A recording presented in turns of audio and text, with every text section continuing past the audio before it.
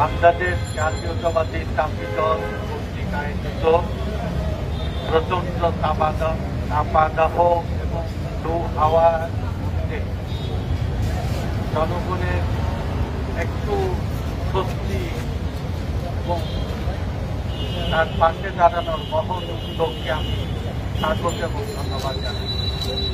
রাজনীতি মানুষের জন্য, রাজনীতি মানুষের ভাগ্য উন্নয়নের জন্য। রাজনৈতিক দলের প্রতিটা নেতাকর্মীর প্রতিটি কর্মসূচি হবে জনকল্যাণ, দরদ এবং ভালোবাসা তার প্রতিটি কর্মসূচি কর্মকাণ্ডের মাধ্যমে প্রকাশ ঘটবে। তাহলে মানুষ ভালো কাজে আগ্রহী হবে। বাংলাদেশের রাজনীতি যখন প্রতারণা এবং সততায় ভরে যায় তখন মানুষ কষ্ট এবং ব্যথা পায়। রাজনীতি যদি দরদি হয়, রাজনীতি যদি মানবিক হয়, রাজনীতি যদি নিঃস্ব রিক্ত অসহায় বঞ্চিত মানুষের ভাগ্য বদলের জন্য ভালোবাসার দরদ নিয়ে পাশে দাঁড়ায়, এইটাই এদেশের মানুষ চায়।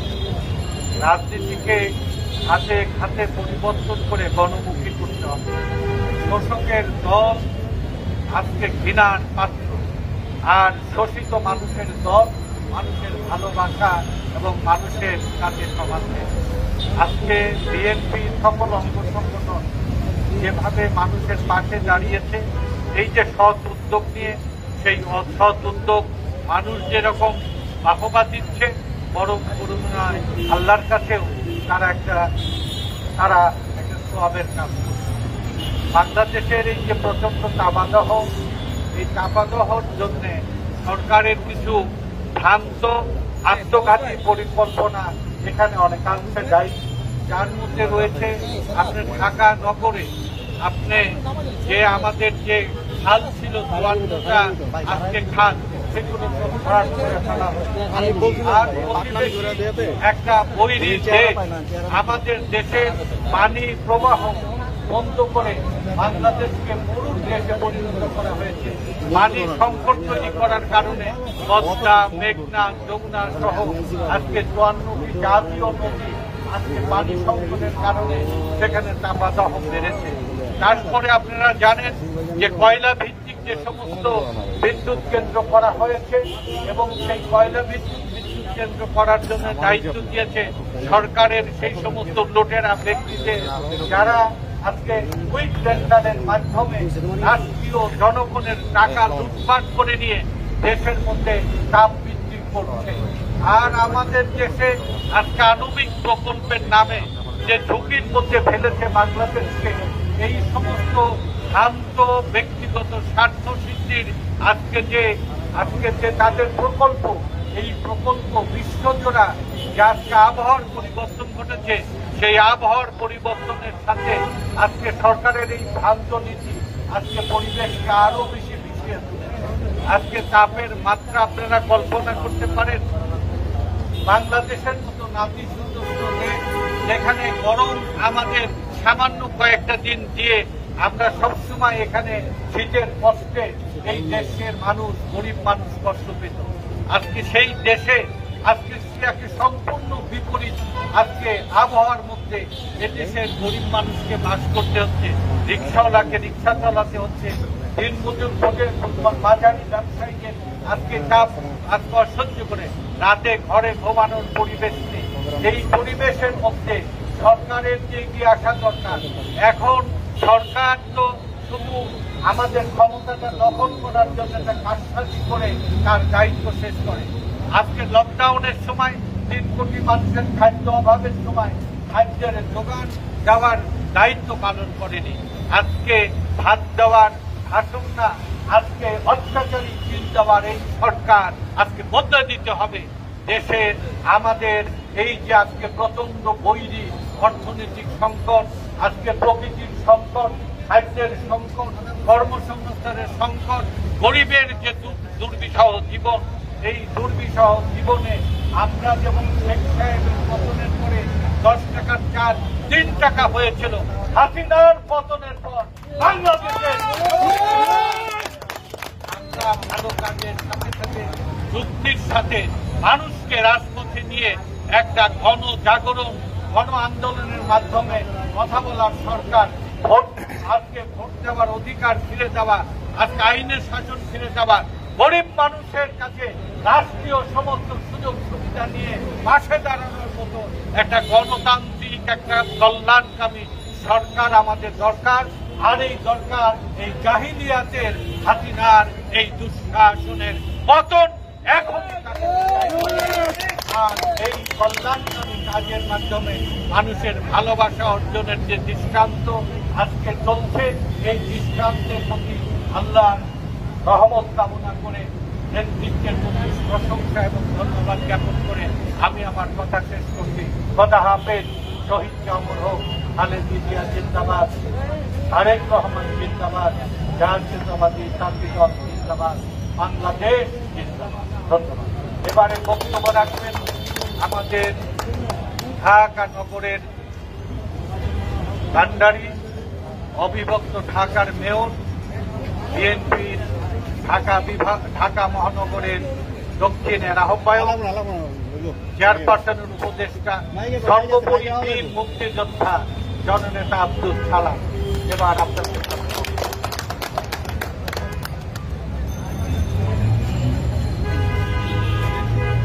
জাতীয়তাবাদী ছাত্রী দল কর্তৃক আয়োজিত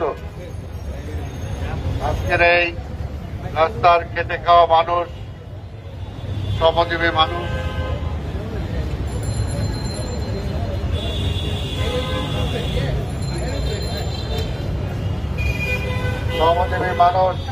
রিক্সাওয়ালা যারা আছেন সবার মাঝে এই প্রচন্ড তাপদাহের কারণে আপনাদের জীবন অতিষ্ঠ। তাই ছাত্রী দলের পক্ষ থেকে কিছু স্যালাইন এবং পানির ব্যবস্থা করা হয়েছে, যেগুলো আপনাদের মাঝে বিতরণ করা হবে। এখানে উপস্থিত আছেন আমাদের দেশনেত্রী, সাবেক প্রধানমন্ত্রী বেগম খালেদা জিয়ার বিশেষ সহকারী, জাতীয়তাবাদী শ্রমিক দলের প্রধান সমন্বয়কারী, শ্রমিক নেতা শিমুল বিশ্বাস। উপস্থিত আছেন জাতীয়তাবাদী ছাত্রী দলের সংগ্রামী সভাপতি আবুল কালাম আজাদ। উপস্থিত আমাদের কেন্দ্রীয় কমিটির সদস্য আমিনুল আলমগীর এবং আমাদের মৎস্যজীবী দলের সদস্য সচিব সাবেক ছাত্রনেতা আব্দুল রহিম সহ অন্যান্য নেতৃবৃন্দ এবং দক্ষিণ আমাদের ছাত্রী দলের সভাপতি, সাধারণ সম্পাদক, যাদের ব্যবস্থাপনায় আজকের অনুষ্ঠান, জাহাঙ্গীর সহ অন্যান্য নেতৃবৃন্দ, সভাপতি ভাইরা, আসসালামু আলাইকুম। বক্তব্যের খুব একটা কিছু নাই, আমাদের বক্তব্য তো ওবায়দুল কাদেরই দিয়ে দেয়, তাই না? আমি এর আগেও বলছি যে তিনি আওয়ামী লীগের সেক্রেটারি জেনারেল, সে আওয়ামী লীগের বিএনপি বিষয়ক সম্পাদক। তাই মোটামুটি আমাদের যা বলা দরকার উনি বলেন। উনি আবার বয়ান দিচ্ছেন একটা, যে বিএনপি নাকি কালো চশমা পয়রা আমরা কিছুই দেখি না, আর যখন এটা বলছে তখন নিজেই কালো চশমা পয়রা। আজকে কালো চশমা তাদের চোখে, এই কারণে দেশের সমস্যা দেখে না, আর দেশের যে কোনো সমস্যা হলেই বলে বিএনপি বিএনপি। আজকে গরম বাড়ছে, এটাও বিএনপি।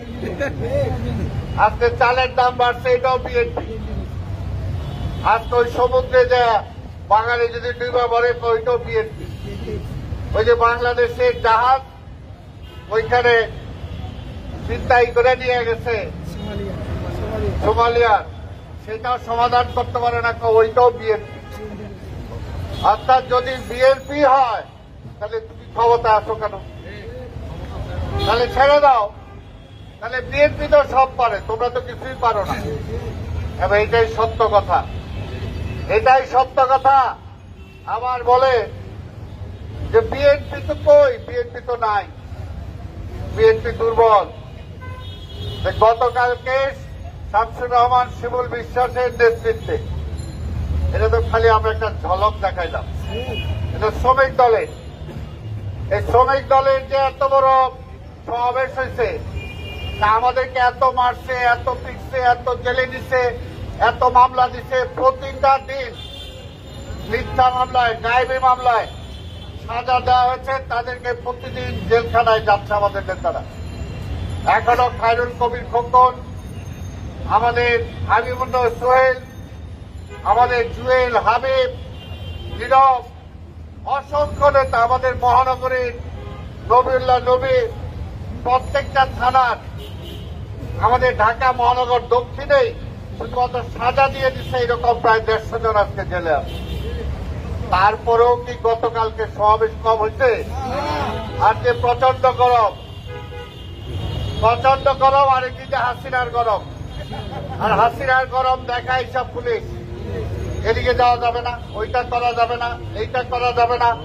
আরে ম্যাডাম,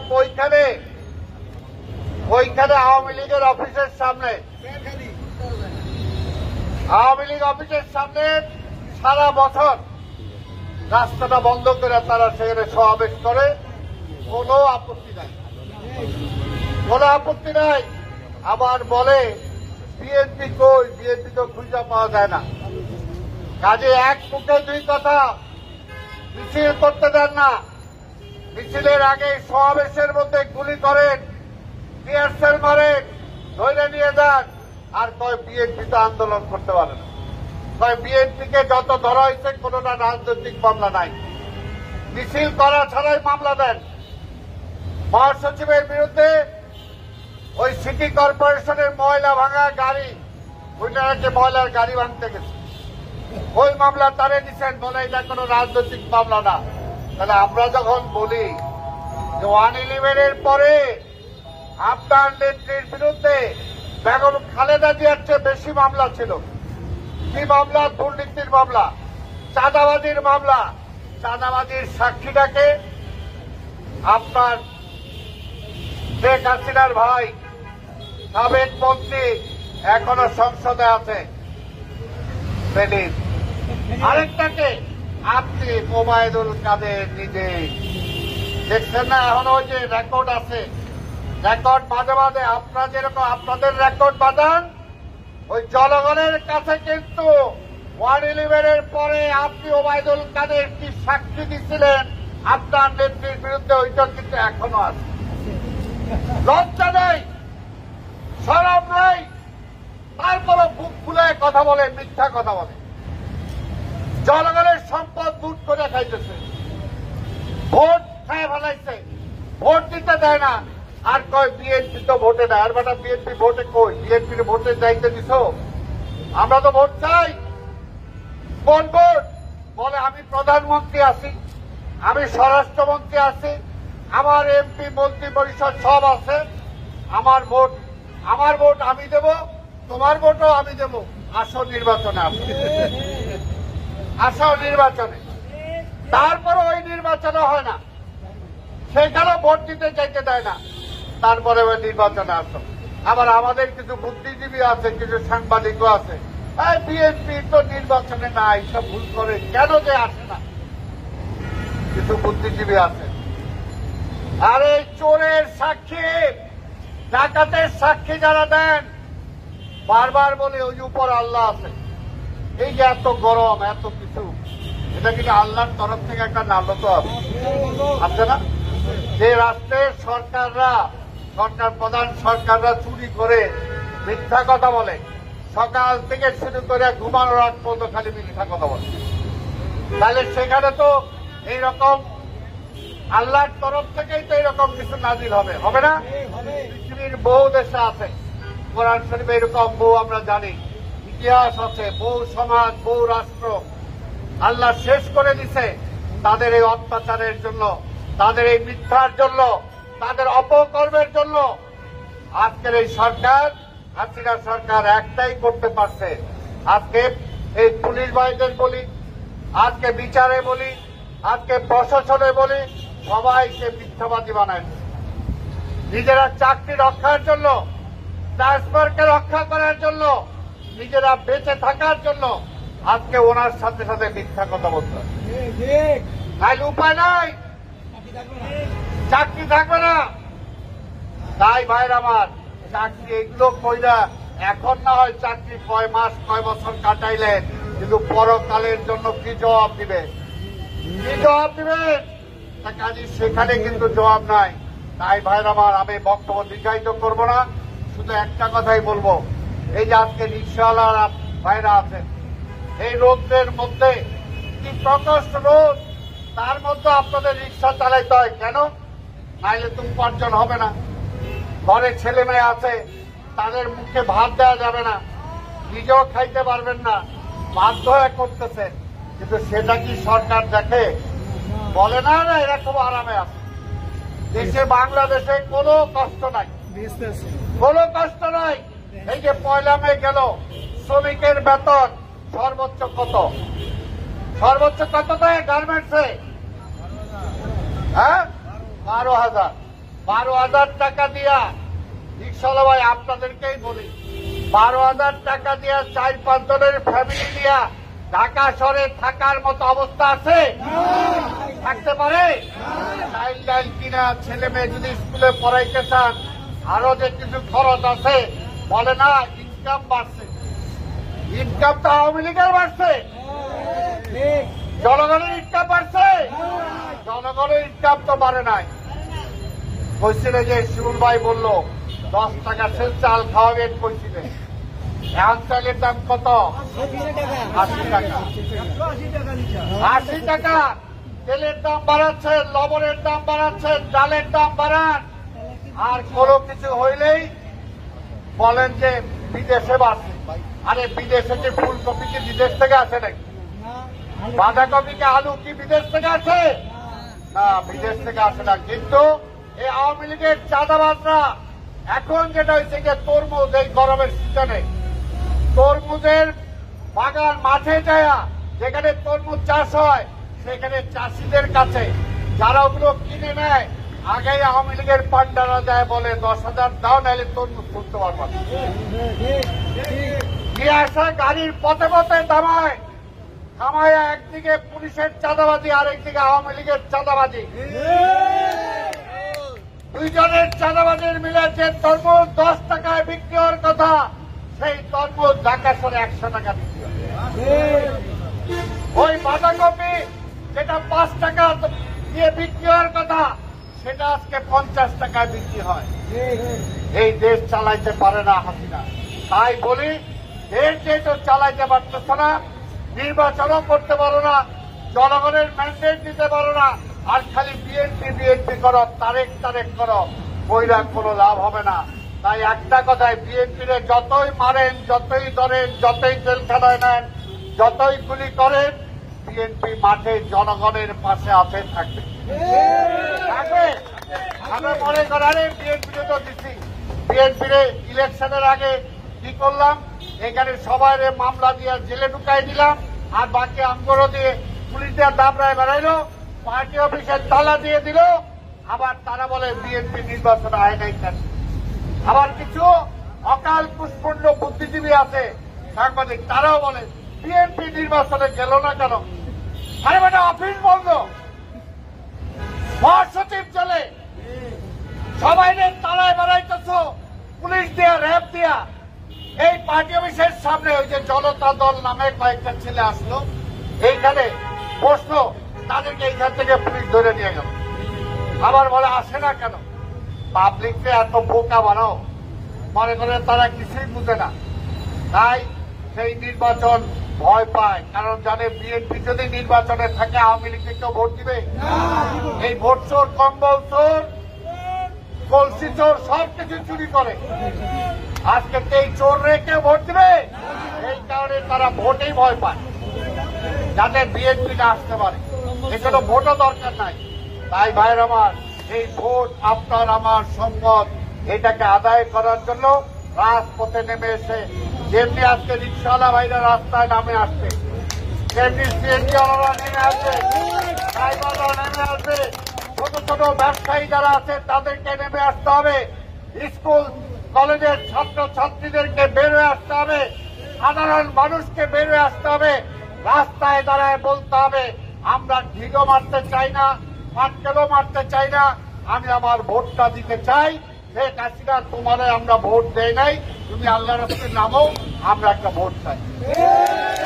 বলতে হবে সেটার জন্য আমি আপনাদের সবাইকে সেটার জন্য আহ্বান জানিয়ে আপনাদের সবাইকে ধন্যবাদ দিয়ে তাঁতি দল ঢাকা মহানগর দক্ষিণ এবং তাঁতি দলের আহ্বায়ক সভাপতি আমাদের আবুল কালাম আজাদ, যে সবসময় আন্দোলন সংগ্রামে এই ঢাকা মহানগরীতে আপনাদেরকে সাথে নিয়ে আছে, তাদেরকে ধন্যবাদ জানিয়ে আমি আমার বক্তব্য শেষ করছি। খোদা হাফেজ। বাংলাদেশ জিন্দাবাদ।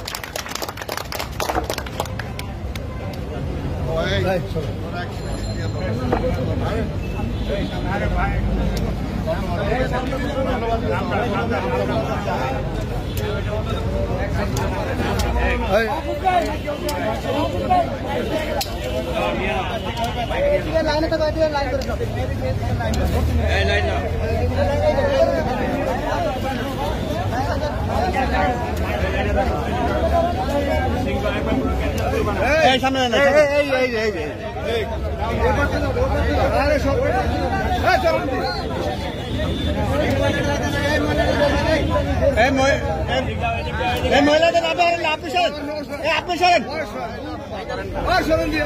আরে আপনি সরেন না ভাই, অনেক সরেন করতে বলতো।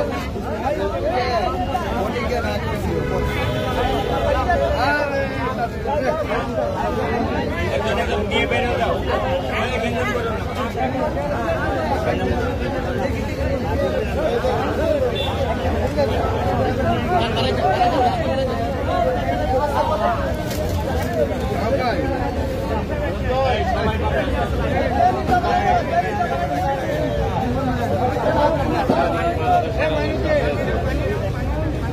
সালাম বাজার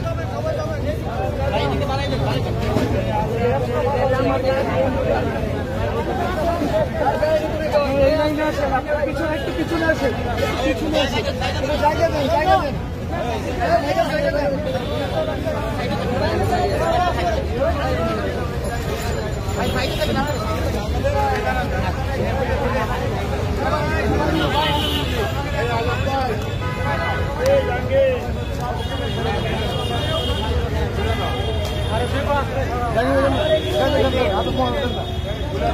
সালাম ভাই, সালাম ভাই, পাইলে চলে যান।